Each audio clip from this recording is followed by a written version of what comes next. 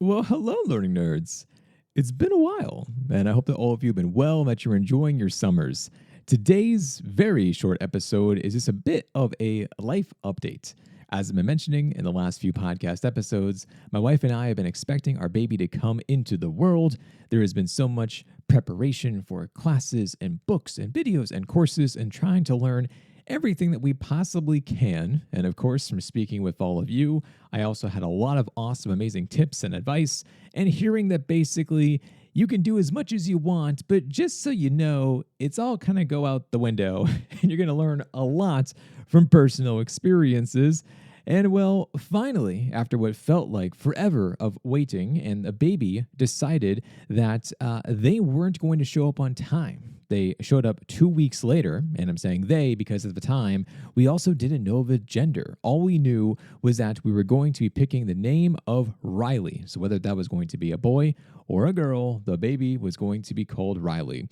And then finally, on June 16th, Riley Rose came into the world, and mom and baby are both happy and healthy. And she has been the most loved baby humanly possible and ever will be because, of course, she is now our world, the light of our lives. She is just everything, and it has been so amazing to be there with my wife to take care of her and to see her grow up. It's already been 3 weeks or so, and she's already growing out of some clothes. She came in at 8 pounds and 13 ounces, so a bit of a bigger side of things, and it's been amazing. It really has been just an amazing time becoming a dad and getting to experience this whole new chapter in my life. And with this chapter, I'm trying to cherish every moment of it. Her first bath was last night. She's starting to be able to smile more. She is certainly starting to recognize more things and cues. And it's just been so cute, so adorable. And it really has been just amazing to be able to slow down for once in my life. As you know, I am very much an all in person. I am constantly going. I have a million projects going at all times, no matter what. And this really has been the first pivotal moment that I can think of over the last, I don't know, decade or so of where I'm actually trying to intentionally be slow and just enjoy things. MIT was gracious and gave me actually a couple of months off, which is awesome. So I'm taking full advantage of that, of being a dad, being there to support my wife, and just to do as much as we can with the baby and enjoy being a family.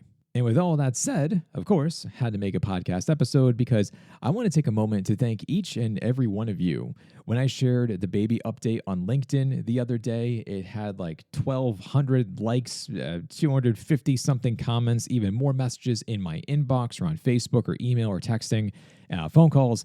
And just all of you are so supportive, so amazing with your congratulatory messages and some tips about being a new dad, especially from some of you about being a girl dad, which is really cool. So I loved getting all of these different types of messages. And I know that for being online or just from following my posts or you're hearing my voice all the time, I know that it can be kind of like odd at times because we haven't met in person yet. Maybe we have. Maybe you're the one of the very few people who I've met before at a conference or at MIT or something along those lines in our past. But for the majority of you, we have not met in person. But seeing all of the comments and being able to recognize all of the names and to say that like, oh, I've talked to this person before via Zoom or Messenger or email or something, it very much so felt like the community's presence was there. I could really feel your support, and that was so touching. So thank you to all of you who have reached out to me about this news. It really, really has been absolutely amazing to experience all of this. So you might be wondering, though, what about the podcast? What about YouTube? What about the new newsletter? What about your courses? And hey, great question, because I'm also trying to figure this out. I'm trying to prioritize family while also making sure too that all of these things that I do really do give me a ton of meaning, and I love being able to interact with all of you. So certainly things aren't going to go away, but there needs to be a bit of a reshift of a balancing act.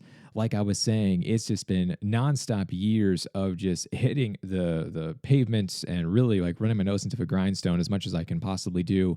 And now I need to be able to figure out where does it make sense to spend more time? So scaling back some efforts, maybe trying to finally bring on people is one option, is maybe finally hiring an editor and doing some of these things that I've been talking about for years instead of just doing it myself might be an option, or trying to combine some different types of things, change up the release schedules. I'm not really too sure yet.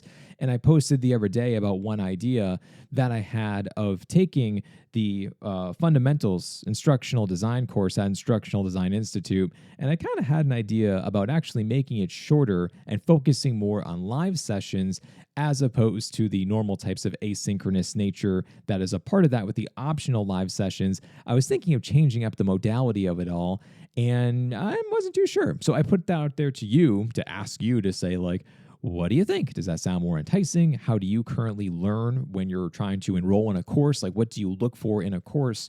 So I'm trying to think outside the box here for a couple of different things.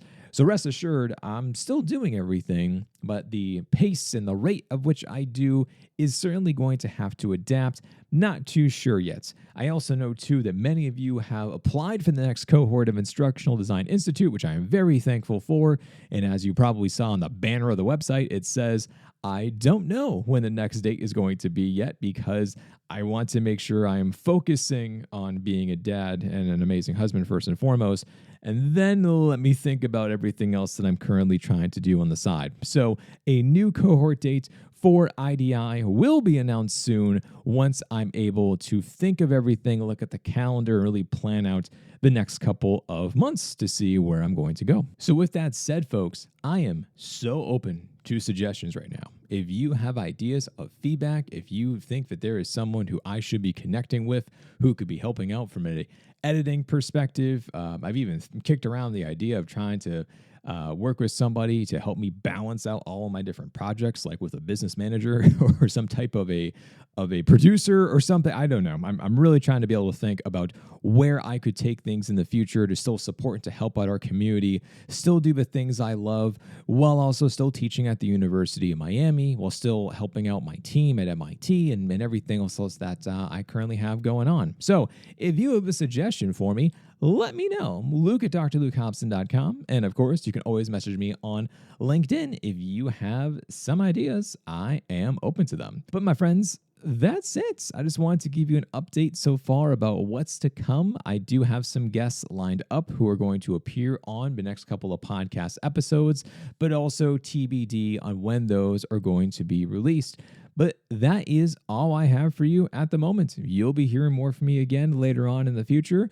But until then, make sure you are staying nerdy out there for me, because now more than ever, I really need you to as I scale back content. So stay nerdy out there, and I will talk to you next time.